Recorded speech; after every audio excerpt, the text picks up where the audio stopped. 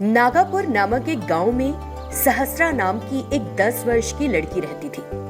जन्म लेते ही सहस्रा की मां ने उसे भगवान शिव के मंदिर में छोड़ दिया और चली गई। तब से सहस्रा उस मंदिर में पल बढ़ रही थी। उस मंदिर के पास एक बड़ी बांबी थी। ग्रामीणों का मानना था कि एक नागिन उस बांबी में रहती है। सहस्रा प्रतिदिन गांव से दूध लाती और उस दूध को उस बांबी में डालती थी। उस गांव के आखिर में एक गुफा थी। एक भयानक शैतान उस गुफा में रह रही थी। वो शैतान केवल अमावस्या के दिन ही भोजन इकट्ठा करती थी। एक अमावस्या के दिन सहस्रा दूध लाने के लिए गांव जा रही थी। दूसरी तरफ शैतान ने सहस्रा को देखा। वाह, मैं आज इस लड़की के साथ शुरू करती हूँ। ऐसा सोचते हुए शैतान ने रास्ते में एक सोने की चेन फेंकी। सहस्रा उसे देखकर वहीं रुक गई और वो चेन उठा ली। तुरंत शैतान ने सहस्रा को पकड़ लिया और हवा में उड़ गई। तब शैतान ने उसे गुफा में ले जाकर कहा, देखो, मुझे मानव मांस बहुत पसंद है। आज मेरी इच्छा पूरी होने जा रही है। मैं एक छोटी बच्ची हूँ, मुझे छोड़ दो, मुझ पर दया करो। इस तरह उसने शैतान से अनुरोध किया, लेकिन शैतान ने उसकी बात नहीं सुनी। फिर शैतान ने एक तरबूज बनाया और उसमें सहस्रा को कैद कर लिया। उधर नागिन ने बांबी से निकलकर सोचा, ये क्या, सहस्रा आज दूध नहीं लाई। ऐसा सोचते हुए नागिन ने मंदिर की तरफ देखा, लेकिन सहस्रा वहां भी नहीं थी। ये क्या, सहस्रा मंदिर में भी नहीं, वो कहाँ चली गई? मैं इसे अभी अपनी दिव्य दृष्टि से देखती हूँ। नागिन ने सहस्रा को देखा, जो एक तरबूज के अंदर कैद थी,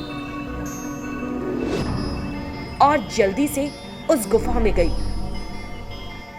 उसने फौरन उस तरबूज को अपने हाथों में उठाया और वहां से चली गई। तब नागिन ने उस तरबूज से सहस्रा को बाहर निकाल लिया। देवी नागिन, क्या तुम मेरे लिए आई और मुझे बचाया? तुम बहुत अच्छी हो। मेरी भक्त सहस्रा को बचाने की मेरी जिम्मेदारी है। क्या हुआ, तुम तरबूज में कैसे फंस गई थी? मुझे बताओ, वो शैतान तुम्हें अपने साथ कैसे ले गई थी? तब सहस्रा ने उसे सब कुछ बताया कि क्या हुआ था। क्या उस शैतान ने मेरे भक्त को मारने की कोशिश की? मैं जाकर उस शैतान का अंत कर दूंगी।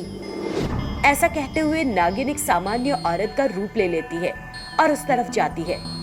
तब शैतान नागिन को गुफा में ले गई। तुरंत नागिन अपने असल रूप में दिखाई दी। नागिन को देखकर शैतान डर गई। अरे, क्या तुम मेरे भक्त को खाना चाहती थी? देखो, अब मैं तुम्हारा क्या करूंगी। नहीं नहीं, मुझे नुकसान ना पहुंचाना, मुझे छोड़ दो। मैं तुम्हारे भक्तों को फिर से कभी नहीं देखूंगी भी नहीं। इस तरह शैतान ने नागिन से अनुरोध किया, यदि तुम यहाँ रही तो ये किसी और दिन लोगों के लिए खतरा बनेगा। इतना कहकर नागिन ने उस शैतान को नष्ट कर दिया। उस दिन के बाद से सहस्रा और ग्रामीण नागिन के आशीर्वाद से खुशी से रहने लगे। एक गांव में एक गरीब आदमी था जिसका नाम था आदित्य। वो बहुत ईमानदार था। अगर कोई उसके पास आता और कुछ मांगता तो वो बिना ना कहे उन्हें दे देता था। उस गांव में वो कुछ काम करते हुए एक छोटी सी झोपड़ी में रह रहा था। एक दिन जब वो दोपहर का भोजन कर रहा था, एक भिखारी वहां आया और उसने कहा, बाबूजी, मैंने 2 दिनों से कुछ नहीं खाया, कुछ खाने को हो तो दे दो।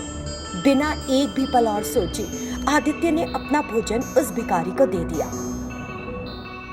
फिर उसने खुद पानी पीकर अपना पेट भर लिया।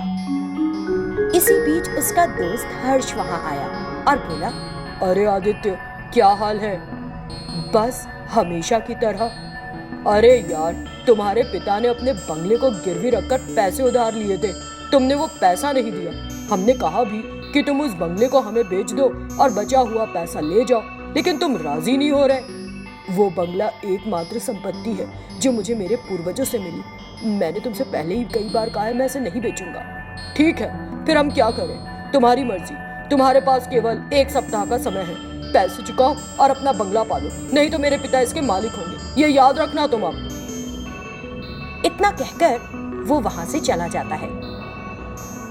आदित्य को याद आया कि उसके पिता ने उससे क्या कहा था। भले ही तुम किसी भी समस्या का सामना करो, धर्म को नहीं भूलना। ये याद करते हुए आदित्य को शांति मिली और वो पैसों के बारे में सोचने लगा। फिर उसे अपने पिता की कही एक और बात याद आई। हमारे गांव के बगल के एक जंगल में बरगद का एक पेड़ है। तुम उसके सवालों के जवाब दोगे तो वो तुम्हें रास्ता बताएगा। तब आदित्य तलवार लेकर उस बरगद के पेड़ पर गया। वो पेड़ बहुत ही चमकीला था और उसे धुआं निकला।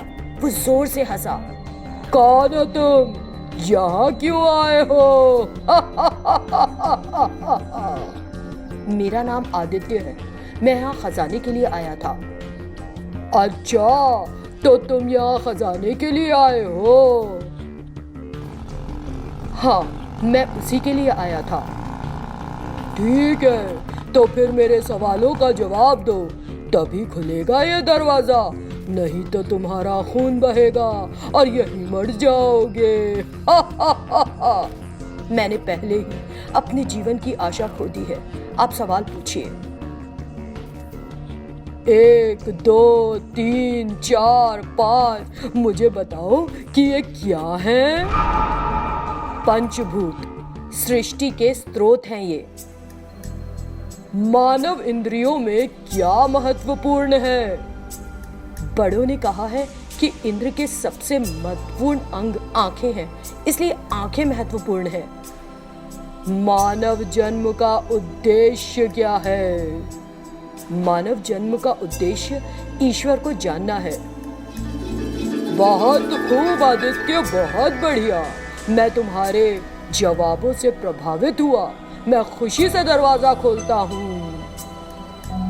जब दरवाजा खुला तो आदित्य अंदर गया। अंदर एक सुरंग थी। अंदर जाते ही आदित्य ने पाया कि खजाना चमक रहा है। जब वो उस खजाने के करीब गया तो मुकुट पहने एक बड़ा नागराज उसके पास आया। तुम्हारे दादाजी का नाम क्या है? विश्वनाथ आदित्य। आओ बच्चे, मैं इतने सालों से तुम्हारा इंतजार कर रहा था। मैं तुम्हारी धार्मिकता से मंत्रमुग्ध हूँ। जब कोई तुम्हारे पास किसी चीज के लिए आता है तो तुम उन्हें बिना ना कहे दे देते हो। आप ये सब कैसे जानते हैं? एक दिन मैं एक बूढ़े व्यक्ति के रूप में तुम्हारे घर आया था। मैंने तुमसे भोजन मांगा और तुम्हारी परीक्षा ली। तुमने अपना भोजन मुझे निस्वार्थ रूप से दान कर दिया। अब से मैं तुम्हारा सेवक हूँ। ये सारा खजाना तुम्हारा है। ये अंगूठी ले लो। जब भी तुम चाहोगे ये खजाना तुम्हारे लिए प्रकट हो जाएगा। बहुत बहुत धन्यवाद नागराज। चुप चुप जियो। इतना कहकर नागराज वहां से गायब हो गए। आदित्य ने सभी पैसों का भुगतान किया और अपने बंगले को वापस छुड़ा लिया। गरीब लोगों के लिए दान किया और खुशी से रहा।